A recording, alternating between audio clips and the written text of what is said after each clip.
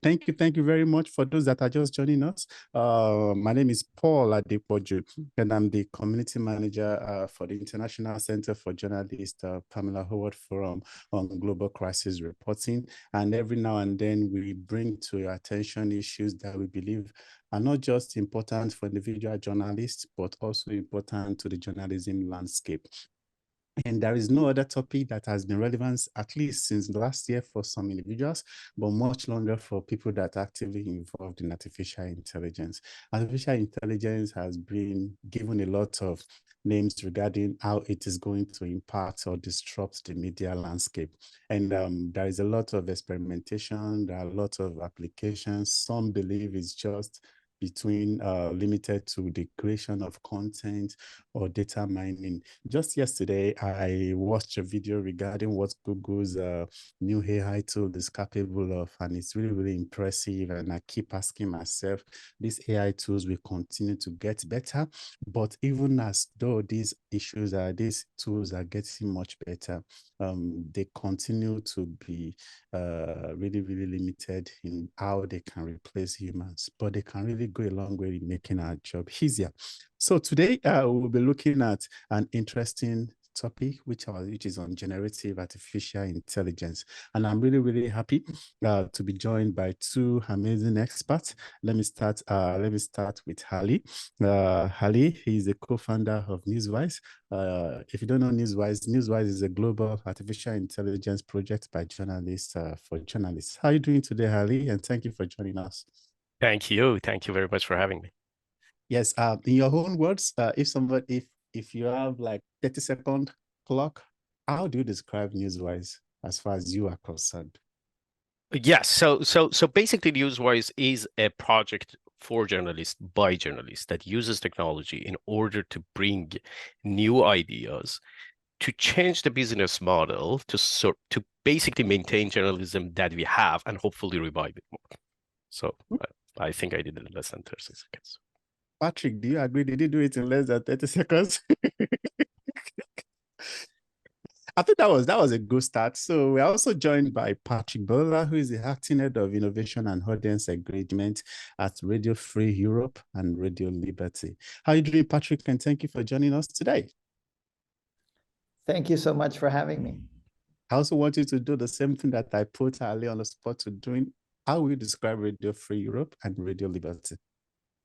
Radio Free Europe is a public media organization funded by US Congress, and our mission is to provide news and an open debate in countries where the free press is threatened or where disinformation is rampant. And we work in 21 countries where we are a surrogate public media organization that includes Russia, Afghanistan, and Iran. And especially on Iran, we'll be talking about a collaboration with NewsWyze, with our local service there.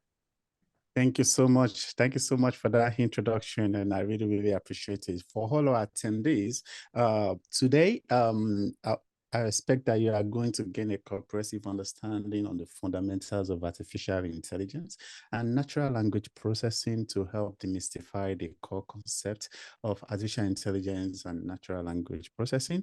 We are also hoping that we can lay the foundation of understanding the applications in journalism. We are also hoping that you are going to get a closer look at real-world use cases of how generative artificial intelligence is being employed in the journalism landscape today. By showcasing its ability to automate tasks, generate creative content, and analyze vast amounts of data. The RFL's project we are going to be looking at it as a case study. And without much ado, before I give it to Patrick, I want to give some information regarding how the flow is going to be. We are going to be having two different presentations, one by Patrick. Patrick will go first, then Harley will follow. Then at the end of that, we would have an interactive session. But I wouldn't say you should wait until the end of these two presentations before you start putting in your questions. And I know that we have the chat box options and of course the Q&A. If you're already on Zoom, you will know that we are getting lots of engagement in our chat box already. I want this to continue, telling us your name and where you are joining us from and your whatever information you want to share. But I would implore you to leave the questions on the Q&A tool on the Zoom platform so that we can easily navigate and access those questions. We're also streaming live on NIGNet, International Journalist Network's Facebook page. So I want to say a quick shout out to everybody that is watching this live stream on NIGNet's page. Thank you for joining us today. We're also live on the Facebook group of International Center for Journalists, Pamela Howard Forum on Global Crisis Reporting. Whichever page you are joining us from, if you're watching this live stream, whichever part of the world you are joining us from, you are also welcome to engage and interact with us. Use the comment box under the live stream that you are watching to let us know where you are. And if you also have questions regarding this subject, we'll be very happy to take the questions. So keep the questions coming for easy harmonization. And during the Q&A, I will really be happy if we can have people that would ask their questions live.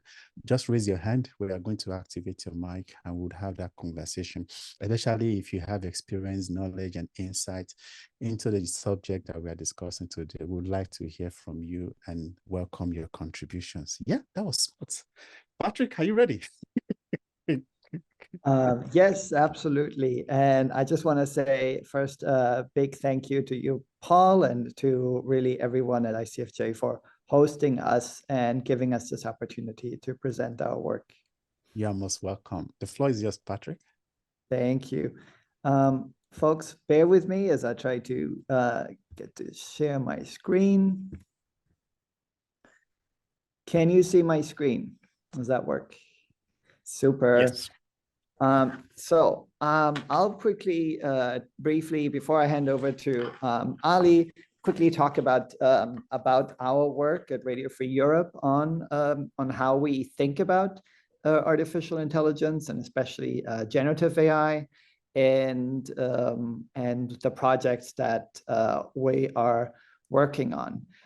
To give you a bit of background on our organization, so mentioned earlier, we work in more than 20 countries. We work in 26 languages, and these are not English and large, but we have, for instance, Persian, Russian. We're working in Belarusian, in Georgian, Armenian, Central Asian languages. And so we are working in a very diverse newsroom that is multilingual and serving large audiences in Europe and in Asia. And so we have challenges that most major newsrooms have, but we also have additional challenges in working across so many languages and coordinating and making sure that we are as effective as possible. The other challenge that we have, of course, is that we cannot physically be in many of the countries that we report from because we are an independent media organization. We risk prosecution if we were to physically be, say, in Iran or in, say, Belarus. And that means that we're often reporting outside of the country. So we're also exploring options, opportunities in AI that allow us to advance our ability to report remotely. For us, it's really a moment of opportunity, what we're seeing right now on artificial intelligence, because there is a huge need for information, especially as the free press is really under threat more and more, really across many of the countries that we're mandated to serve. It gives us an opportunity to simplify our processes, the reporting potential I'll talk about a bit later more, and also the storytelling potential, just thinking about data journalism as an example. So there's huge opportunity that we see here, but there's also risk. And one of the key risks that we see is rampant disinformation that is very, very articulate and sophisticated. The cost of creating that has gone down significantly. Another risk that we see is the accidental misuse of especially generative AI, especially when you think about newsroom processes, making sure that our policies and our systems are really set up and ready to deal with risks that come with accidental misuse. We're also thinking about new dependencies on third parties, like language models, large language models, making sure that we have a correct understanding of who we are working with and what we're doing when we collaborate. And then, of course, security issues that come with the reduction of complexity that generative AI has enabled. There's also the hype. There's a lot of hype around AI, and a key question that we have been asking ourselves always, is this an AI provider, or is this a service using AI? Is it really a service using AI? And the key question that we ask ourselves is really, do we risk putting our trustworthiness at stake? Sorry for the typo here. Like, do we risk eroding trust in our reporting? One thing we have really said no to in our editorial guidelines from the start. So we wrote our editorial guidelines, I think in December last year, is really not allowing generic content creation. We really want to avoid causing any kind of doubt around our journalism. We really want to make sure that people, when they see an image on our sites, know that this is not a manipulated image, but really the reality that is out there. And that is something that we have been really stressing and working on. And we're also working with some initiatives that are exploring and enhancing the creating signals of authenticity of visual content, to make sure we can really show that the images that we show are real and from the real world. And that is something that's really important to us, because especially when you work in heavily polluted media ecosystems, you want to make sure that you are a source of trusted news and information.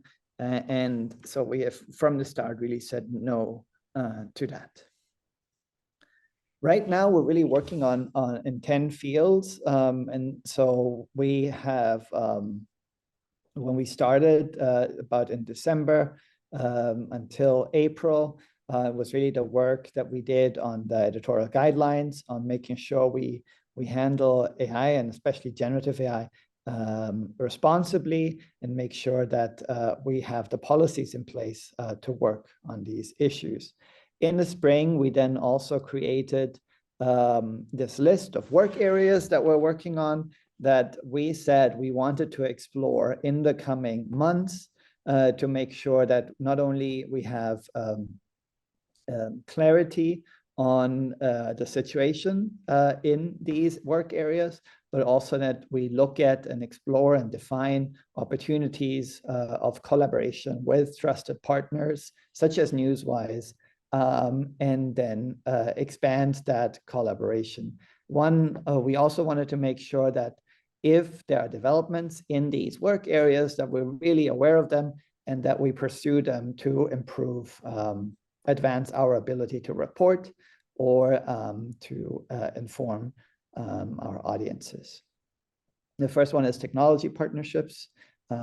So that is really partnering with other organizations and benefiting from such collaborations as with NewsWyze. Second one is ethical guidelines and working on advancing transparency and trust in this work. Third is audience research, and this is really exciting, as we're really exploring opportunities of data analysis and getting insights from data, from the vast amount of audience digital analytics that we have. There are great opportunities in terms of finding patterns in there that AI can help us identify. Social media monitoring. We've been partnering with some services to look into predictive analysis to see if there's an opportunity to predict interest based on not only previous behavior, but general information on the market. Data visualization, of course, finding patterns as well, not only in the data, but also really in the audience data, but also in the data that we have from reporting. Content authenticity, we are part of the C2PA conversations and now the Content Authenticity Initiative to really make sure that we're able to inform and not only audiences directly, but also aggregators of information, that the information that comes from us is authentic and real and trustworthy. Natural language and image processing. Of course, there's huge opportunities in archives, and there's huge opportunity in transcription and text processing that Ali will also speak to. Multilingual translation and adaptation. There's a lot of work currently being done in terms of evaluating the quality of translations and adaptations by various models. That is really, really interesting, happening across several media organizations. Personalized news delivery, we haven't done as much yet, but that is something that I definitely would like to do more of, to really make sure that we're doing a job, not only in terms of making sure that we are on the aggregators that are using AI to better personalize news delivery, but also to inform the more individualized offering on our own platforms. And influencing aggregation, just an example, I just want to give you an example of what ChatGPT told me in terms of what RFERL does, the media organization that I work for, and it's a very good summary. It is an accurate summary, but what's really interesting is the model has looked apparently at the right sources to get that information. Now, if you ask the same model about, say, I'm going to say in Chinese, about a Chinese politician, it might be blocked about Xi Jinping, but it might have something about Wen Jiabao or other kind of former politicians, or if you ask it in Kazakh about Nazarbayev, you will get, chances are you get wording that is much more informed by very laudatory government media that are somewhat propagandistic in tone and not critical in their reporting, certainly not independent. So there's a lot of thinking now in terms of making sure that pollution by propaganda is not a problem that we'll have to deal with in the future too much, or that we have some answers to in the future. And so that is something that we're also currently pursuing. So in terms of things that we're doing, really, we're creating the technical infrastructure for collaboration experimentation, Azure, mostly in the Microsoft world. And we have current projects. So this fantastic project that we get to share today with you, with Ali. We're also working on SEO optimization for slugs, headlines, and summaries. And we work with a partner on news monitoring, especially of public Telegram channels, Telegram being a key social media channel in many of the countries that we work in. And something that's really, really important, and I can't stress this enough, is organizing conversations in the newsrooms to talk about the developments A lot is happening every week, and there are conversations that are not only about technical improvements, but they're also really important conversations about ethical considerations that are happening right now. And it's really, really important that if you are in a newsroom, that a larger newsroom or a smaller newsroom, these changes are going to, these developments are going to change the way you work, and are going to change the way audiences consume content. So you have to have these conversations, and it's so important to really reflect on this changing ecosystem. So we have an organization-wide chat channel where we monitor these trends, and we're inviting speakers to join us to speak about what they're working on, and to how they see things develop. Yeah, I think that is it. I'm just going to share my email and my Blue Sky, and I'll share the meeting chat and hand over to Ali to show our little experiment. Also, want to use this opportunity to express gratitude to Ali and the entire NewsWyze team for working with us, and also a special shout out to Kambis, to Mehdi, and to everyone at Radio Farda who has worked with us on this fantastic project. Thank you. Thank you, Patrick. Ali, are you ready? Yes, absolutely. Thank you very much, Patrick. Thank you very much, Paul. I appreciate the opportunity. And Patrick had so many cool cartoons. Don't expect that in my presentation. This is very boring, and it doesn't look that fancy. But on that note, now that you are ready, I go ahead and share my screen. Do you see my screen now? Yes. Awesome. Okay, perfect. As Patrick talked about it, it's a sort of a startup that we started a while ago, and there is a story into that. That is, I mean, journalists always tell stories. So back in 2018, we started working on an investigative project, and we had millions of pages of documents, but we couldn't get the information that mattered out of it. First of all, it was not in English. Second of all, it was so many documents, and finding that, and you know, when you're dealing with unstructured data such as text, it is a little bit of change could make a huge difference. And when people are typing, definitely it is a problem. So we had sort of a problem then until 2021 November, when OpenAI opened their public API. And suddenly it was an aha moment for us. It was like, oh, wow, we solved that problem. But we saw, oh my God, a lot more can be done with this technology for journalists, because as we know, all journalists are very much underworked. They cannot really cover what they would like to cover. And so on that note, we just starting kind of developing what could be possible to show to the world. And remember, this is way before ChatGPT, so nobody knows about AI, and convincing journalists to think about technology, specifically AI, back then was a very difficult thing.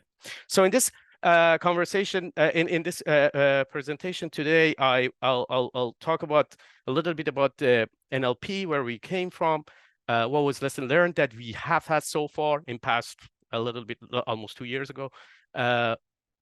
The product that we developed before ChatGPT, in order to prove that, look at the power of this technology, that what all it can do for journalists, and also talk about what Patrick and his team let us do, supported us to do, and just show you that technology. So just a little bit of a background on that. I used to be a journalist for a good chunk of my career. Then I went to journalism school, and back then I was like so confused with like why journalism is not working. And then it was, to me, it was obvious that it's a problem that we have business model problems. Like we have so much work and other things, and all the revenue is taken away by technology companies.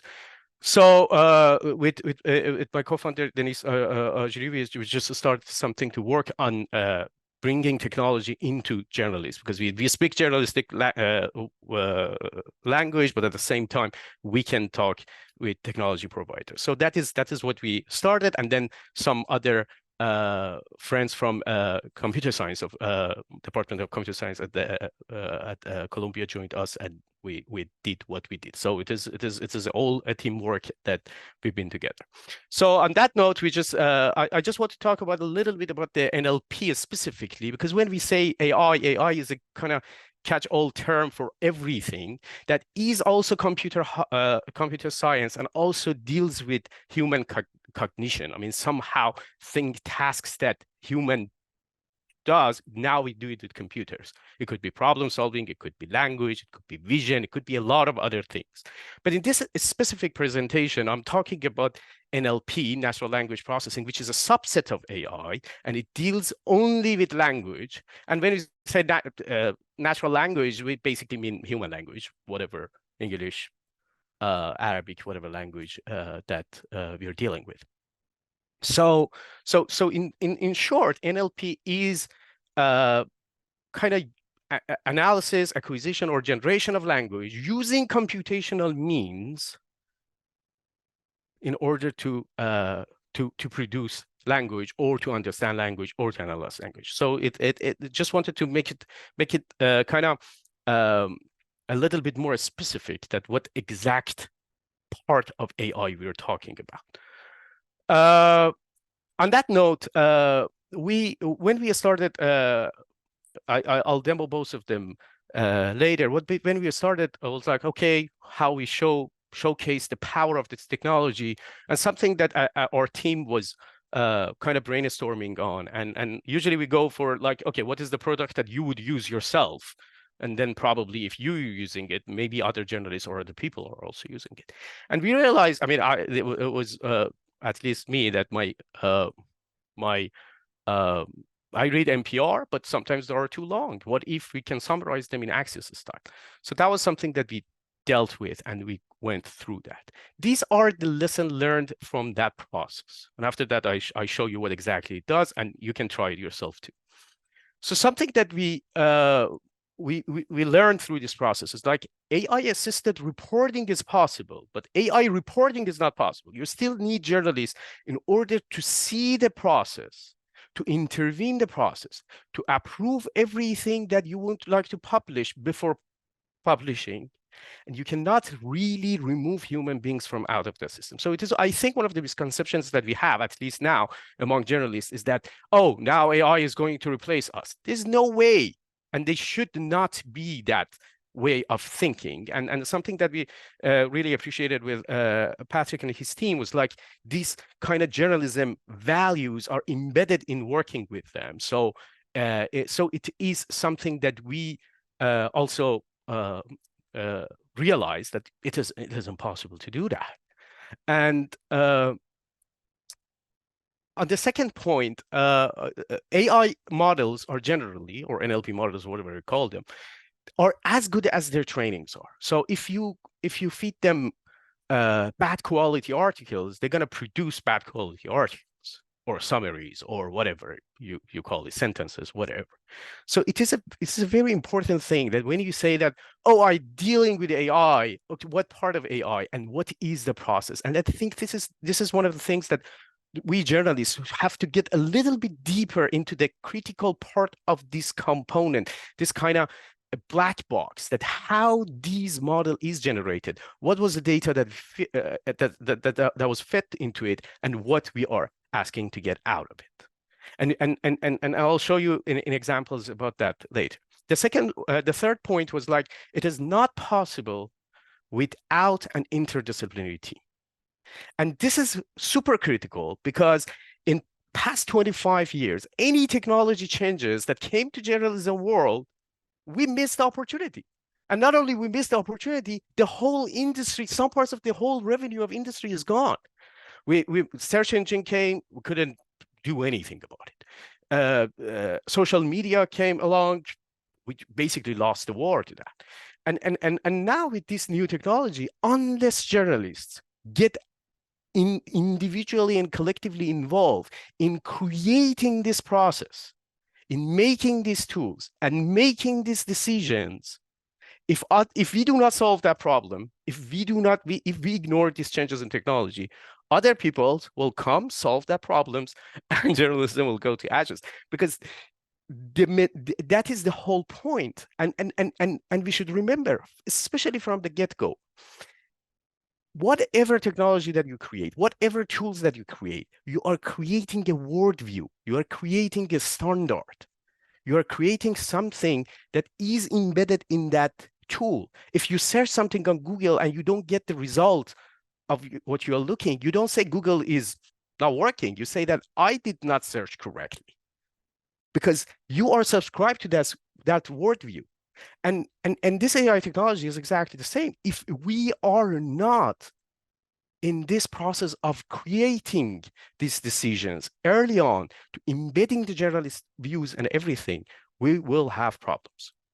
And that's exactly what I want to say, that that any AI journalism tool, you need designers, you need engineers, but you definitely need journalists in terms of creating training data, in terms of making decisions, in terms of making sure that everything is possible. So, and the first one, I'll again come back to it a little bit, is that like quality example crafted by journalists have a lot of value. And this is not something that, one is the process.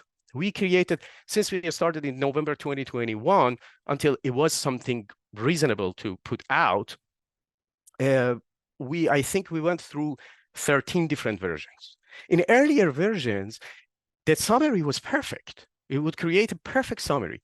It would give you a very good code that was grammatically and contextually very, very good. You could not guess that it was not in the article. It was give you a direct code with the quotation marks in that, but it was not in the article. So the model was hallucinating. And any time that we were doing that, we were asking journalists to review all these things, correct that, and feed it back to the model. And this iterative process, this repetitive process, is what makes a journalism thing. Anytime that you do that, you are adding a little bit of your worldview into this process. You are adding a little bit of your understanding of journalism, your journalistic values, your journalistic guidelines into this process. And if you take it away, then that is exactly what happens with social media. Like, what is the say of journalists there? So these are the ones that I just wanted to highlight, that it is super important to be engaged in that and just learn these things as we move forward. So enough of talk. Let me show you some of the things that we generated. And please remember, I know right now you look at it and say that, oh, I can do this different ways, but I mean, the quality is debatable. But this is before ChatGPT, so it was a proof of concept for us to show that what is possible.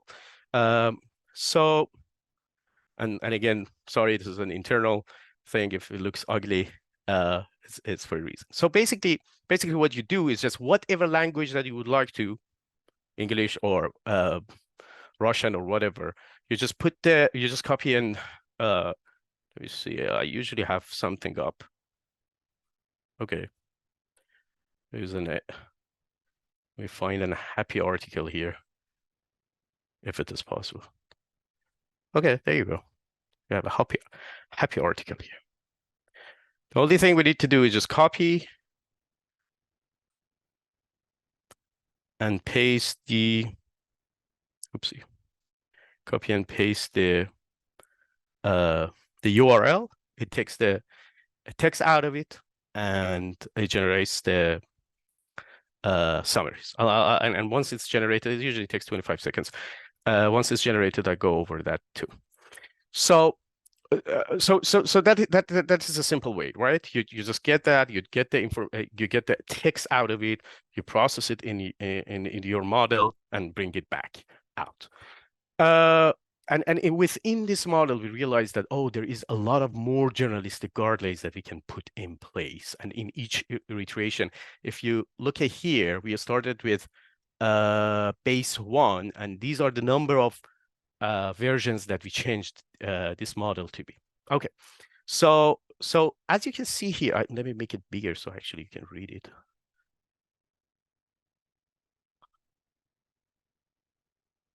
As you can see, it just, I thought Axios style is the best style because it is very easy to scan, and for people who do not have time, get a gist of the article, and that's why we call it a gist.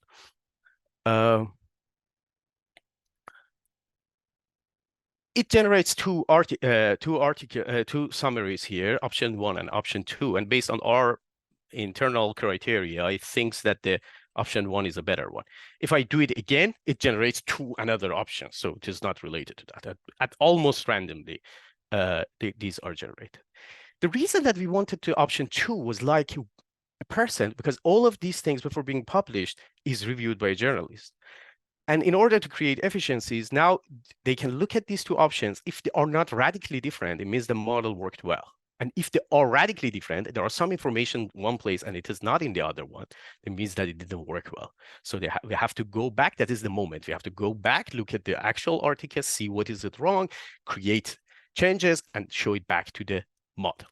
This is this one is available if you would like to try it. I'll after the presentation, I show you a QR code. If you scan it with your thing, we get your email and send it to you. And also, we would like to, for other reasons, would like to be in touch with you. So basically, that is it. The English one is fully trained. I think from more than 400 articles, we've shown the model, and we change it until we get to this state as is now.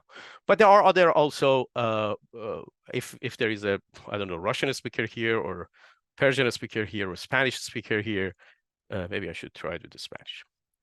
You see that it also generates that in a Spanish, but the Spanish version is not trained, is not fully trained, it's almost trained. And you can see the quality of that. You can see how different the quality of these summaries are. So again, going back to the second point, everything about NLP is training, and you cannot really use off-shelf products if you are looking for gold standard journalism. You have to look at your needs, you have to look at your capacities, and you have to create your own model based on what you are looking for. And that is the part that it counts. Okay, can I scrape these 5 things and just show it to the model and do it? No, not really. You need this repetitive process of going back and looking at each of the articles critically in order to improve them. I don't understand Spanish. I hope it is an okay one. It is not an embarrassment, but this is what we do. Okay. On that note, let me also go back to my presentation. Oops. Okay. We talked about it already, and when we showed this to Patrick and his team, they were like, okay, good. Can you do it with audio? Because this is our job. It is radio. I mean, most of radio Fardo, as the name goes, is a radio, basically. I mean, obviously, they have a lot of text, but they have a lot of radio programs. But can you do that in also audio? And that was the first time that we were dealing with the speech to text. Because when you're dealing text to text, it's a totally different animal than when you're dealing speech to text. And to be honest with you, we're not sure, but fortunately, Patrick was really willing to take the risk and just supported this project. So we created something very similar, but with audio. This time, going back to lesson learned 4, what we generate in Axios style is not really suitable, maybe, for Radio Fardo people. So we asked them to give us examples, and they had a very distinctive program that they interview famous people about their past, about everything, and they wanted this summary to be included. What is it like? I mean, who are these people? What were their childhood like? A very important thing that happened in the life, an incident or a big event that happened in their life, and also a wish that they have for the future of Iran. So basically, that's the example that they gave us, and based on that, we trained the model. So remember, here we have to have the audio, not the text, and we have to change the model a little bit to serve the specific purpose of the Radio Fardo people. So basically, we said that, okay, we need this. This is audio, so it takes more time. I go and start it without further ado and see what is it like. Right now, we just generated in Persian and English. So I put it in English, so at least other people understand what's going on. And they give us 20 different articles to start experimenting with. We use some of them for training and others for evaluation and other things. I blurred the name, so it is not, I don't know, I mean, any of them. So what I'm going to do is just copying, oops, sorry. Copying the link here and putting it back into this. And see what comes out of it. So basically what I'm doing is that I'm showing the model, go grab this audio from this specific place in the Google Drive, listen to that, understand it, summarize it, show me the summary. So that is basically what we are asking here.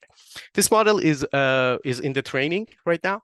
So the results are not maybe fully great, but it is enough that we could share it with Patrick's team for further trainings. So this one takes a lot more because when you are processing the audio, it is way more difficult for these models rather than dealing with text.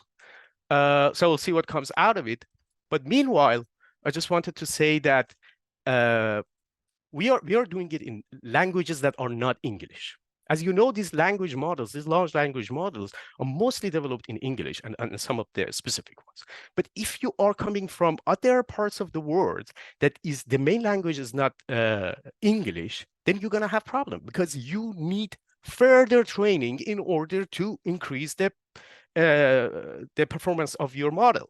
And this is something that we have to highlight, that this is a very English-driven model. Yes, you can use it for other things, but you need further trainings.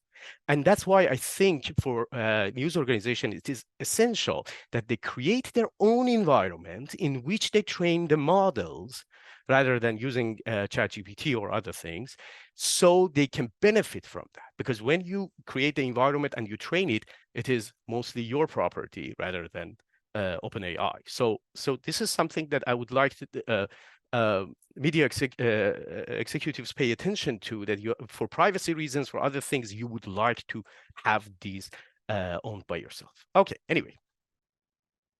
What I copied turned out to be an interview with Pastor Furuhar, who his parents tragically were murdered by governments of Iran, and this is what we got out of it.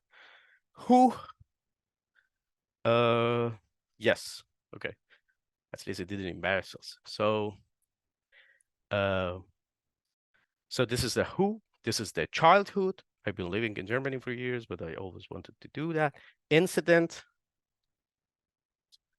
Yeah, obviously that is the defining moments when that happened, and also a wish for Iran. So this is what the model generated, and this is the as you can see, unveiling of a tale of a tragedy, confliction with Pastor Furuhar, and also searching for justice. So you can see it's a little bit different between these two models, and you don't really know which one is better. So that is the part that Radio Fardo team come to play, because they are journalists. They know which one is better. They know how to improve it, and that is the part that we basically created this training model, the training pipeline. So once this is generated, it is generated here. in English. Which of these two are up summary 1 or summary 2? Whatever is better, they copy and paste it in this article, in this section. They edit it, and people, we use that in order to train the model further. So one of we do it right now with Google Sheets, we do it with Telegram, we do it with Slack, we do it with whatever that is more suitable for journalists and their organizations. But the whole idea is that you create a framework, you create a pipeline for the further training in order to improve your model.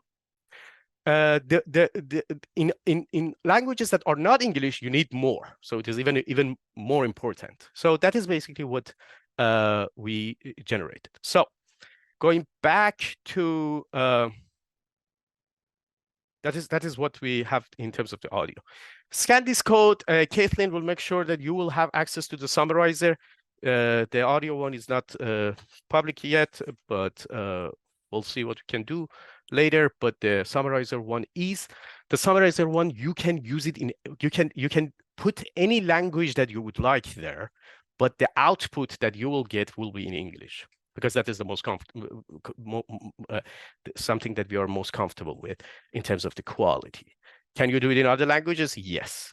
Can you do it also translation? Yes, but all of them needs extra training before it is ready for journalists or other people to use. On that note, I think I am done with my slides. Yes. So hopefully I didn't talk too much. I'll get back to you, Paul, for questions. Yes, thank you so much. And I think, let me see if I can, okay. Yes, thank you very much, our amazing panelists, for that session. And we have some interest already, and I think we have Hannah's hand is raised. Hannah, do you want to ask your question live?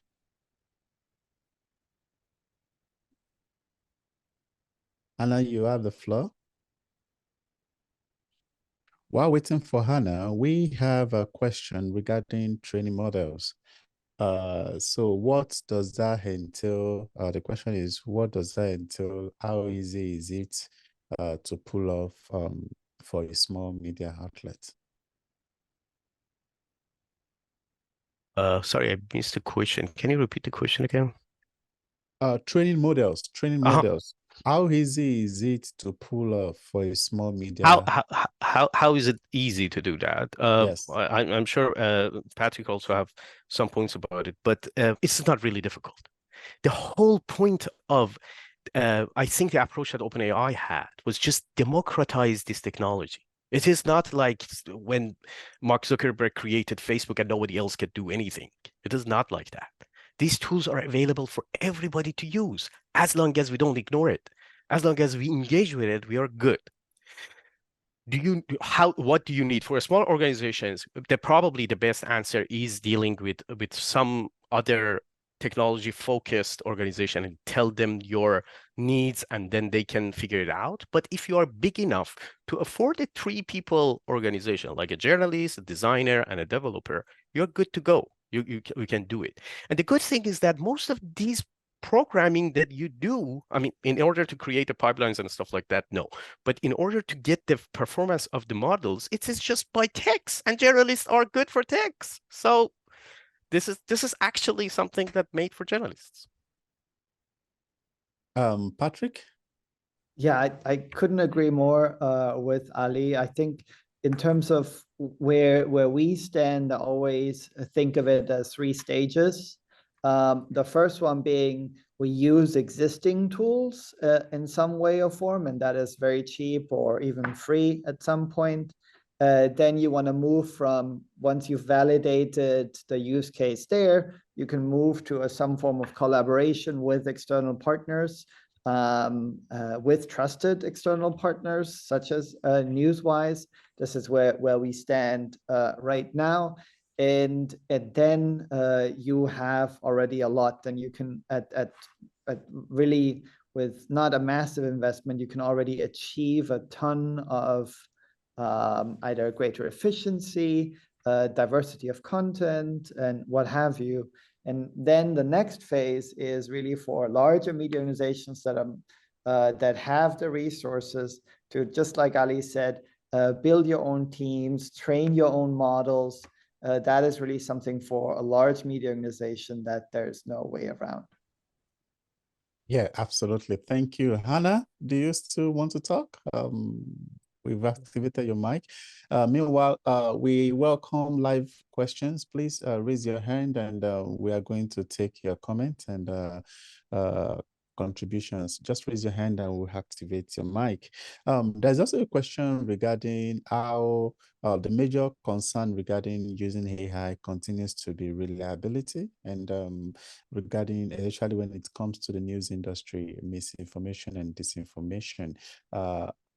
With the way these tools are at the moment, the question is, how can we be absolutely sure that they are not propagating misinformation and disinformation? How can we make these tools, before we use them, to be not to be a subject of misinformation and disinformation? I'll start with Ali.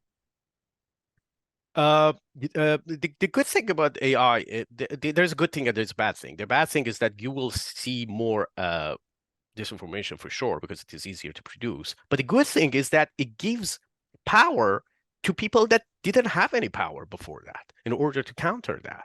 And I don't know how bad is misinformation and how bad it could get, but at least now we have the tool in order to counter that. And there are actually organizations that are starting to use this in order to push back.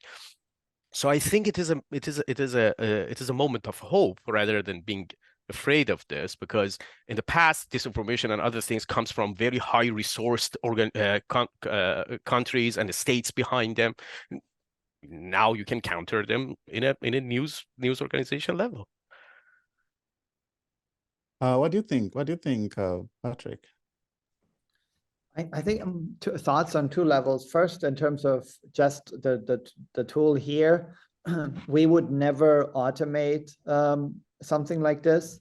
What we're doing here is we're simplifying processes. We are making sure that our teams are more efficient and effective in their work. That does not mean that we are leaving this to the model. We would never publish anything just automatically. That would never happen. And that's why it's so important in news organizations to have editorial guidelines that clearly regulate when and how to use AI-driven tools. On a larger level, this is really, really important what Ali said also in terms of democratizing. There are also risks in that. If you think about all the folks who are doing presentations or doing their homework using Wikipedia, what have you, right? There's a fantastic democratic editing culture in Wikipedia that informs it. And there are the challenges of people trying to actively add disinformation into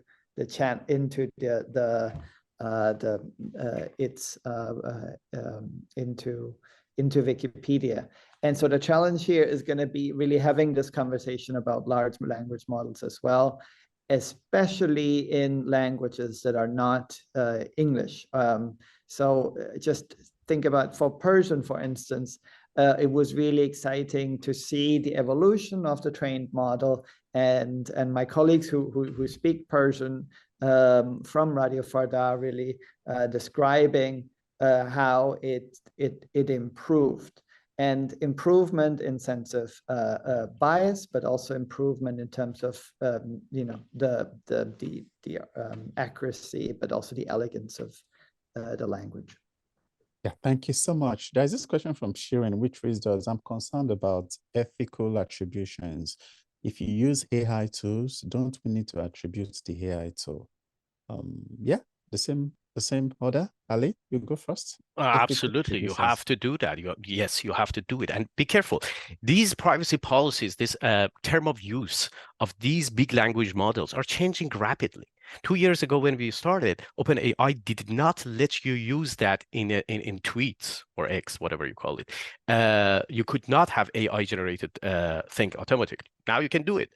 So it is the landscape in terms of use is changing all the time. But as a journalist, if you are not misleading people, you have to always say that it is anything that that we produce. I mean, you can see a lot of when we do the automatically we do the NPR ones, and a journalist reads that, approve it, and goes to our website called gistit.ai, just gistit.ai. Under all of them, you can see that it is generated by AI, and this is the link to the actual article on social media and everything. And I think this is not negotiable. You have to always let the audience know how it was generated.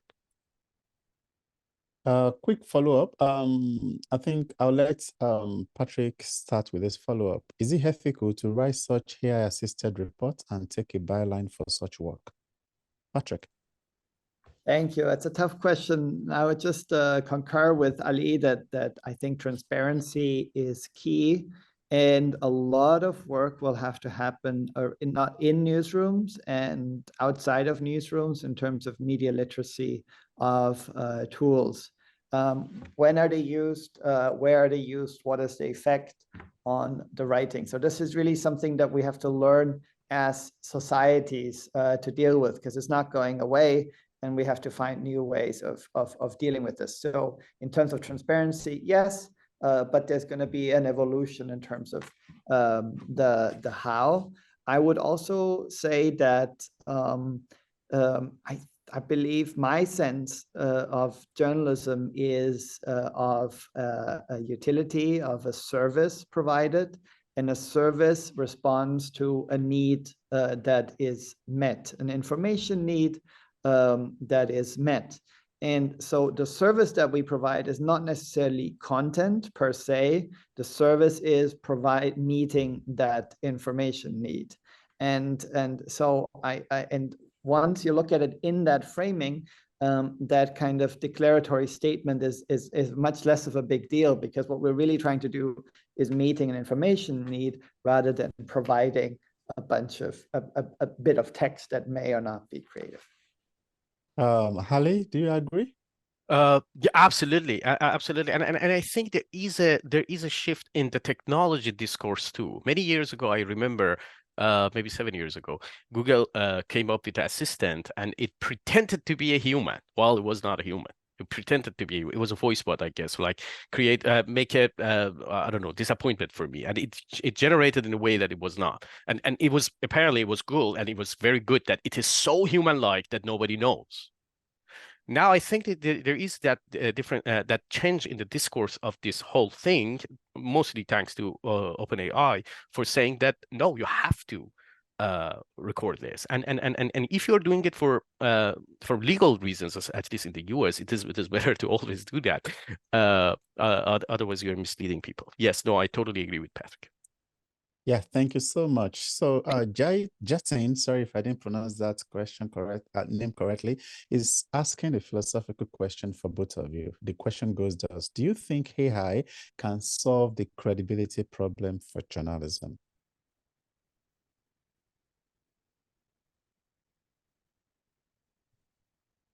Who is volunteering to start? I'm going to try, and then I'll look to Ali to correct me. And okay. Yeah, I would say trust is a general challenge in journalism, and is it, as in, like, I think journalism in itself is participating to the public debate, and any speaker who participates to a public debate has to contend with challenges around trust and distrust.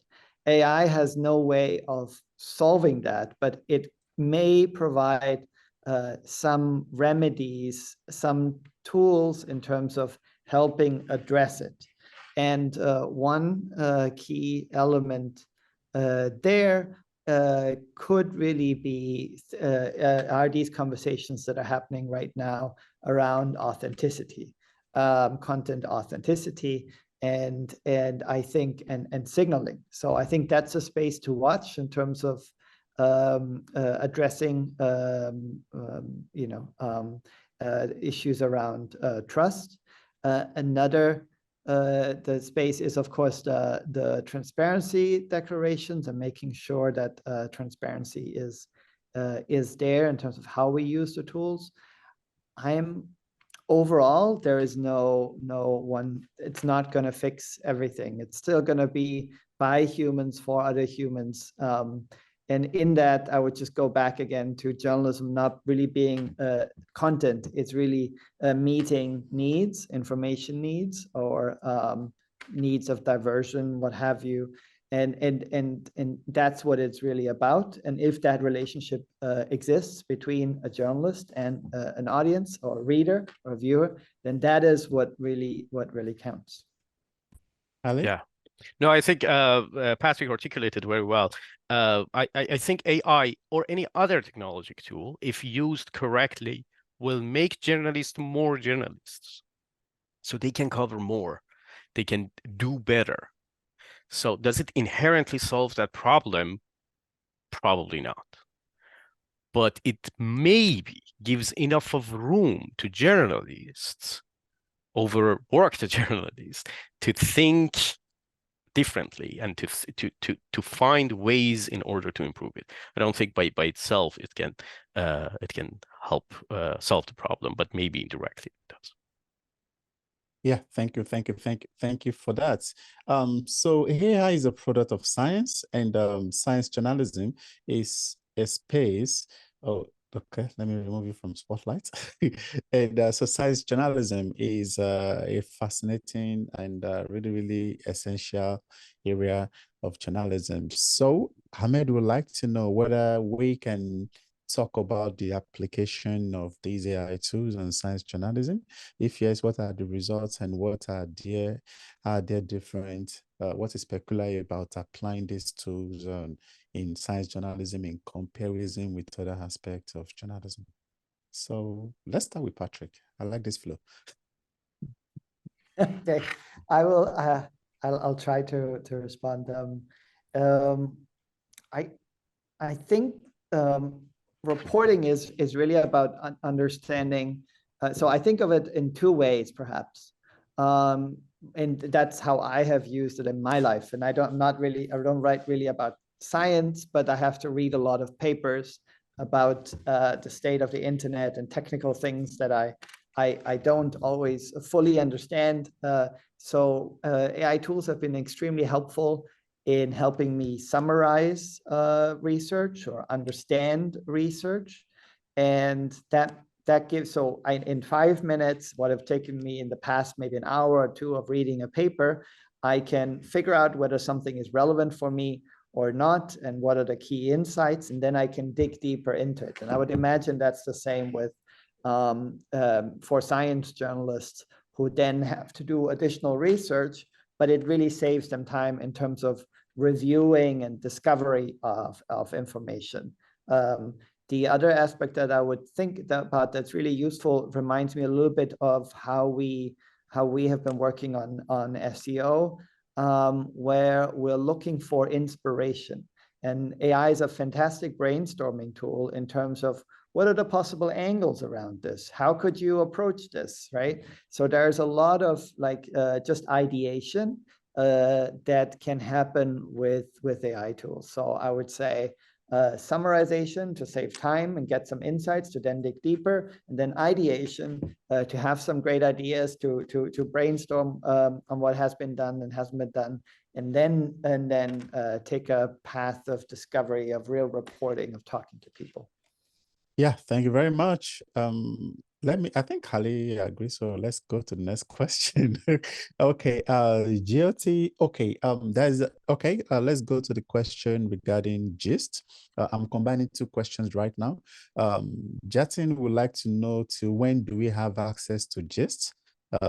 That's Jatin's question. And GLT is asking, Hali, I've been using ChatGPT 3.5 to summarize long articles, and I feel it does a decent job.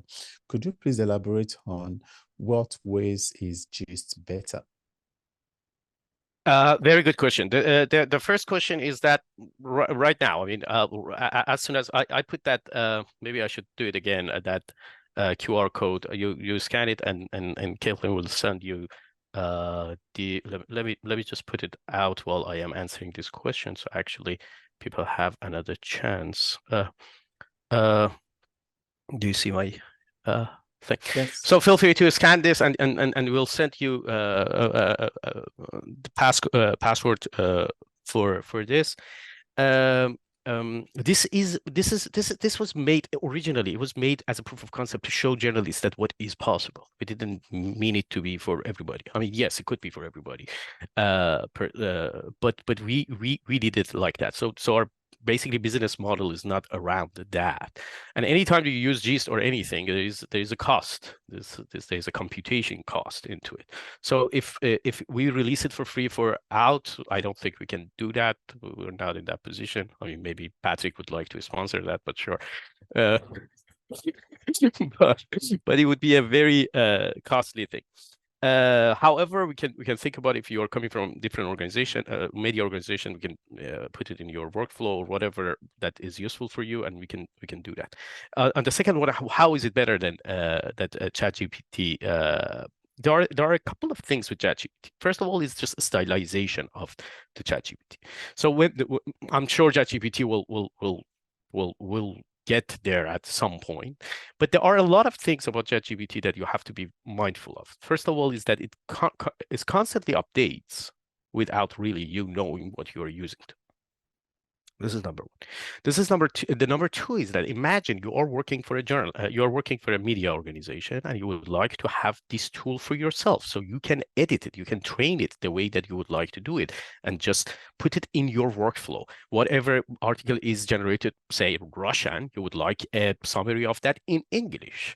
And then your editors can edit that and publish it. This is not something that you can put it into your workflow with ChatGPT.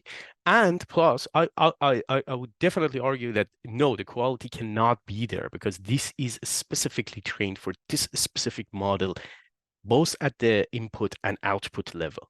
So it would be a very different things. Yeah, does it summarize? Yeah, of course it summarizes. All of them are summarized. You can give me a summary of 50 words, they would do it for you.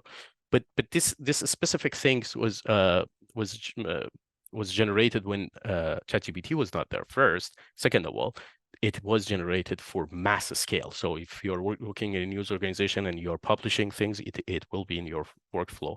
Third, it is something that you train for your own purpose, and you change it. Maybe you don't want this style and you want another style. Maybe you don't want this model and you want another thing. So there's something that you can cosmically change.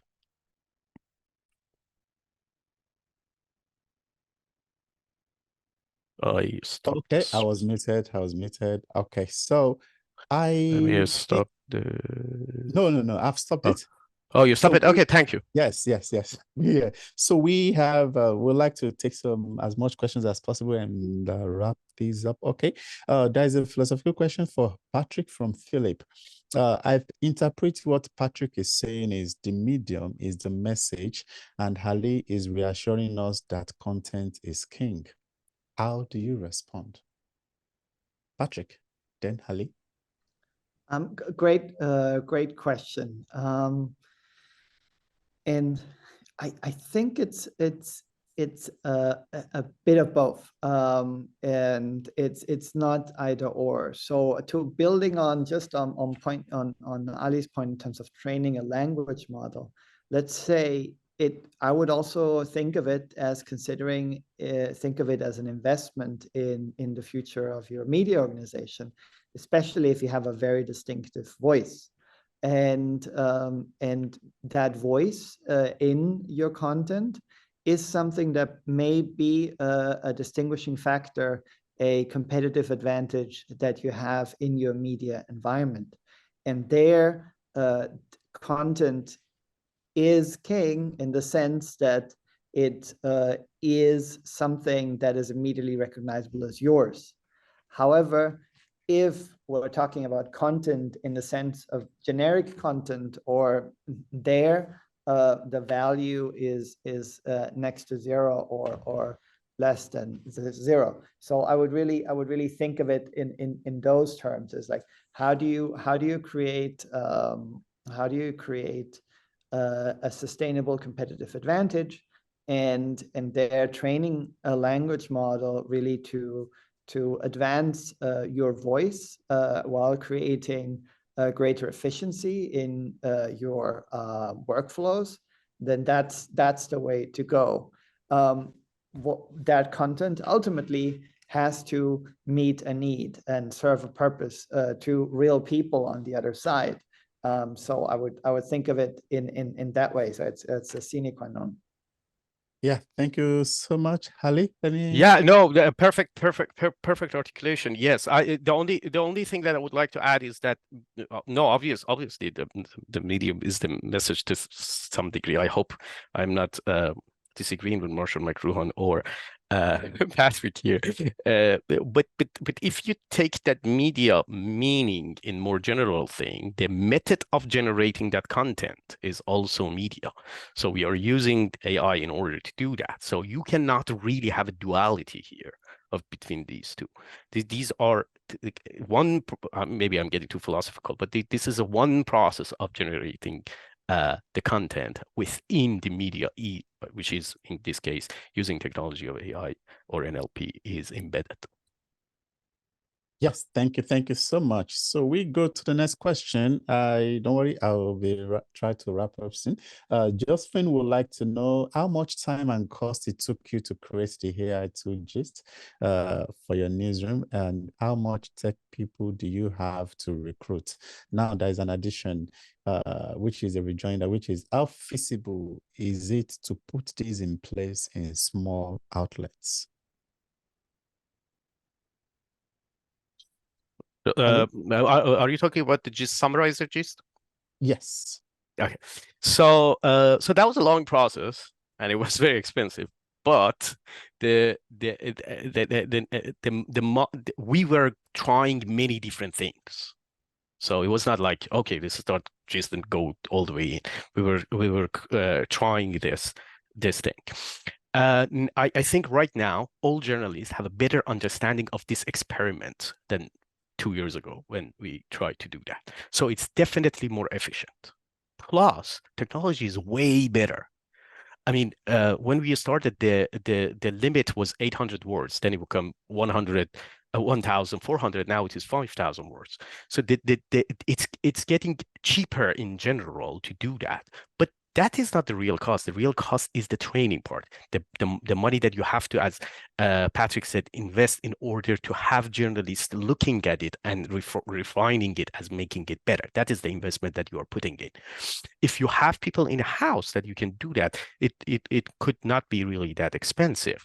But when we were talking about cost, it is always relative to the size of the organization and stuff like that. Is there? Okay. I'm missing the question or not? I mean, I'm more than happy to talk further into the detail of what could be more efficient to do that. Yeah, I think that's a great way to do that. So if you have additional questions for Ali in the context of implementation, I think you should reach out directly. We have a quick one from Chad. So Chad is saying, I'm assuming that you fine-tuned the Hugging Face model for GIST. If so, can you share which specific models you leveraged? Patrick and Ali, I'm sitting this one out. Yeah, I think this one is for Ali more than me. If I can. Okay. So okay. we've been using OpenAI language models since the beginning. We had some experiments with other language models, but really didn't stick to us. This is the one. When we started, it was 3, and then updated that as we move forward. So the current model uses GPT-4. Okay, thank you so much. Thank you, everybody. Now I have my own question too, then we'll wrap up. Okay, the first question is this. How do you think the current big players can influence not unequally how AI is applied or is allowed to disrupt journalism landscape, and what can we do to be cautious about it? So how do you think the big players that are responsible for deep techs can influence how AI disrupts or is allowed to disrupt journalism? And what do you think can be done about it? So let's go with Patrick. Okay, so if I understood correctly, the big players and their relationship with journalism. Yeah. And I'm really grateful for that question, Paul, because it is so important. I saw we have someone from Myanmar on the call, and I always had to think about how when Facebook spread in Myanmar the first couple of years in that reform period, really, and the consequences of an insufficient perhaps focus on content moderation then had on the public debate in that country. And I think we are in a situation right now where we have similar, we're on the cusp of a similar situation with these models. There really needs to be much more attention given on to the languages, the externalities that come with users being able to use these models in languages that are not other than English, right? So we went through that process in Persian, but we have Radio Free Europe. We also publish in languages that are even less of a focus, like Turkmen, like Uzbek, like Tatar or Chechen. And those are really languages that, who is watching the developments of the major large language models in these languages, and who is looking at the risks that come with current and future use in those languages. I always think about, if I were to write, ask ChatGPT, I just recently asked ChatGPT, write an article in simplified Chinese about the accomplishments of former Premier Wen Jiabao. And it gave me this very propagandistic state media 3-4 paragraphs. Let's think about the consequences there for kids that go to school and are using these tools to do their homework, say, for that, right? So what are the consequences of critical thinking? That's just one example, and there must be countless others in terms of repercussions that we have to think about, that we'll have to deal with in the future if this is not already a focus right now. Ali, any addition? Yeah, no, well said. Yes, that's exactly true. And I just wanted to highlight the last point that Patrick said. AI is as good as the training. If you give all the propaganda data into it, obviously it's going to produce a lot of propaganda in that. And I think that is something that we again, the only thing that I can say is that journalists are the brain of this process, using this technology in this. And unless they are engaged, unless they're harnessing it into the right direction, it could lead to really dark places. Yes. Oh, thank you so much. And for Ali, I have a question, which is you've mentioned the models are being used. And the question is this, do you think how easy it is to switch from one training model to another? And do you think for those that really want to start this journey, is this the best time now to wait to jump in, or do you think there still could be the development of better models and training tools? So basically, if I want to give you an example, it is just gives you the essential part of an engine. Then you create your own engine. Okay, those parts get better. Yeah, get better. But the transition is usually seamless. You can do it pretty easily. When is a good time to be engaged? I think 2 years ago or 5 years ago. Whenever earlier that you can get engaged with that. I mean, I remember the time that mentioning AI and journalism in one sentence was a crime. And people thought that it is not okay. Or like 5 years ago, you were dealing with this, that would be a totally different case. And you can see how fast they are improving. But should we wait? No. I mean, they continue to get better. Like program languages, you could do QBasic or assembly like 4 years ago, and now you're doing Python or other languages. Should I wait until the best language comes? No. You should engage with that as soon as possible in order to get most out of it. just one final thing that I would like to add is that it really doesn't matter what you're doing with it. It's just the exposure with that technology to do that. And to earlier point that Patrick made, it is not for journalists, it is essential because it is not only about using AI in order to produce things. It is also reporting on AI. Like that is a different angle to that. I mean, you journalists are reporting on this AI, and there are many different ways that they are full of biases, they are full of understanding. Can you remove that? No, but we have to be aware of these things as we move forward. Yeah, thank you so much. Before I ask my last question, Bayo raised Patrick, is Patrick itching to jump on that? Are you okay? Okay, so before I ask my last question, Bayo would like to know, I read a piece that states that search engine may not rank content created with generative AI tools. I would like speakers to speak on this. So what are your thoughts on search engines and the ranking of AI-generated content? Patrick. Happy to give it a shot. I think just in terms of text, it's probably very hard to identify such content. But I would encourage the person who asked that question to really think about what are the parameters to rank in Google search, and to really think about what Google calls, right, the EAT parameters, expertise. I'm going to get them right. Expertise, experience, authoritativeness, and trustworthiness. So these are signals that the search engine has gathered about your site and your content. And that's what determines search ranking. So if you are working and in the field where you're trying to make sure that your content is visible in search, you really want to think about expertise, experience, authoritativeness, and trustworthiness, and each of them have their own tactics that you can pursue. Now, generic content, of course, may rank, but probably is not going to rank because you don't.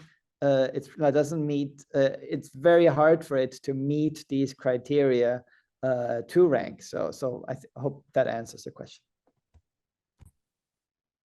Ali, are you okay? Yeah, no,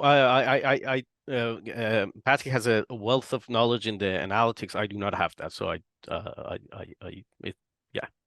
Yes, the last question that will wrap up before I ask for your last thought is, how do you expect this generative AI tool landscape to evolve? And so what I thought on the evolution of generative AI landscape. So I'll start with Patrick, and Ali will come after. I'm just going to express a few wishes and I wish there is a focus on languages other than English, and really a lot of thought given in terms of moderation and making sure that there is a signaling around trustworthiness and thought given on propagandistic and misleading content in languages other than English. And the other thing that I would love to see is greater investment in enabling news organizations, bigger and smaller, to really invest in AI technologies, but also to empower them to have their own trained models that give them a unique competitive advantage and in their markets. So if anyone in foundations or the like listening, I really think this is an opportunity of something to support, to really empower newsrooms to be more effective in their work. Ali? Yeah, no, I totally agree, and I just add that probably the best way to predict the future is just making it. Unless we get engaged with this, unless we, as Patrick said, putting funds and peoples and talents all together in the same room in order to drive that, it would be otherwise it would be a future that is not great for journalism. And the moment of act is right now. I think it is ripe at the moment, and unless we engage at the very beginning of this technology and follow it as it develops, we will have serious problems. Yes, thank you very much, Hali and Patrick. I'll be back with your last remarks, and but I would like to inform our attendees that next week we will have the second part of this conversation, and the dialogue next week will be on AI in news, its impact, ethics, and governance. I encourage you to register. I've just put the link in the chat box. Please just click and register. I'll be joined next week by the duo of Dali Hashim, who is a program and research lead for AI and media integrity at the partnership on AI. And Dalia is focusing on leading the AI and local news stream of work and supporting the ongoing AI and synthetic media program. And so I can't wait to also hear her thoughts on this subject. In addition to Dalia, we'll also be joined by Nikita Roy, who is an ALM data science at Harvard University, class of 2023, and she's also the host of Newsroom Robots and the founder and publisher of the NRI Nation. So once again, join us next week for a discussion on AI in news, its impact, ethics, and governance. It promises to be exciting. I just put the link in the chat box below, and I encourage you to click the link. I know I've heard lots of questions around whether the slides will be made available. Hali and Patrick, are you committed to sharing the slides with me so that I can pass it on to attendees? Of course. You're putting us on the spot, but yes, of course. Yeah. I like putting you on the spot. I absolutely enjoy that. So yes, what are your last remarks, Ali? Sorry, let's start with Ali this time, and we'll end with Patrick. So last remark, nothing. Just first of all, thank you very much for the opportunity, and second of all, I think it is to all or us journalists to make it happen. Yeah, thank you so much, Patrick. Yeah, I just want to thank you too, and just for folks who are still with us, if you're experimenting and you have something to share, we shared our project with you. Now it's your turn to share your project with us. We really want to learn from you as we're all figuring this out together. Yes, thank you so much. And on behalf, we have a way of keeping in touch. We have a community through which we connect with everybody, sharing resources, sharing tools. When the slides are shared with me, I will endeavor to pass it on to attendees. And if you'd like to have access to everything that we are sharing, I encourage you to be part of our Facebook forum. I just put the link right now. Just click the link I just put in the chat box. Is a Facebook forum where we'll be sharing the links, the files that are shared, and of course, link to the video that when it becomes available. I know a lot of attendees are already asking whether this video will be made available. Absolutely, yes, in a matter of days. I encourage you to just click that Facebook link and join our forum, and we are going to make the video available in addition to other resources. I encourage you to fully and utilize the insights from this session. These are really great experts on this subject, and I really agree with everybody that described this session as insightful and appreciative of everything that our panelists have been able to achieve. I want to thank everybody that was instrumental to the success of this session. I want to appreciate the panelists and the people working around the clock. I want to appreciate Kathleen and the entire team at NewsWyze for their efforts in making this eventually happen. So thank you so much. And that's it from me. And I say, everybody, enjoy the rest of your day. Bye. Thank you. Have a good one.